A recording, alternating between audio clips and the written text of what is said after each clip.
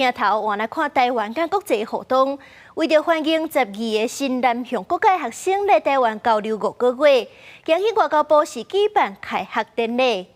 另外，美国众议院是态度大硬，通过18项法案，其中是有几多项拢有讲到咱台湾，包含是要用冻结金融的方式来阻止中国拍台湾，嘛要支持台湾参加世界卫生组织。1, 2, 3。欢迎为12个新南向国家来学生来台湾参加，拢总5个月全班。外交部长林佳龙望强化台湾甲世界各国的交流，发挥台湾 can help 的精神。The young people of Taiwan and New Southbound policy partner countries will grow stronger in the near future. 国际加强关心台湾。第4届美国立陶宛战略对话联合声明中，比起去年新增加支持台海和平，甲台湾有意义参与国际。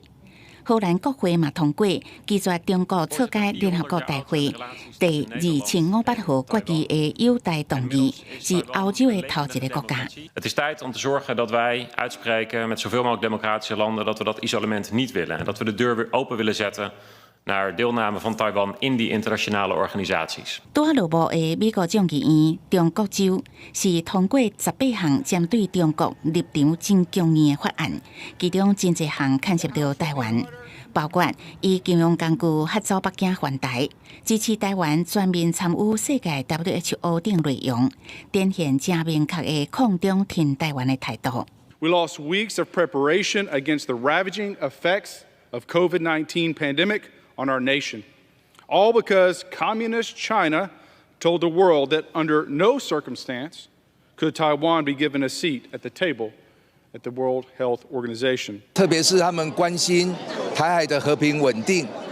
支持台湾参与国际组织，而且对于中国，在威权扩张当中已经发展到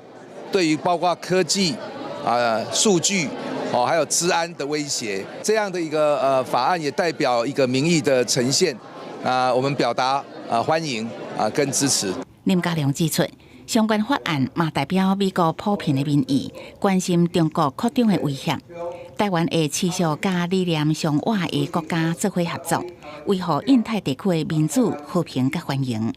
记者综合报道。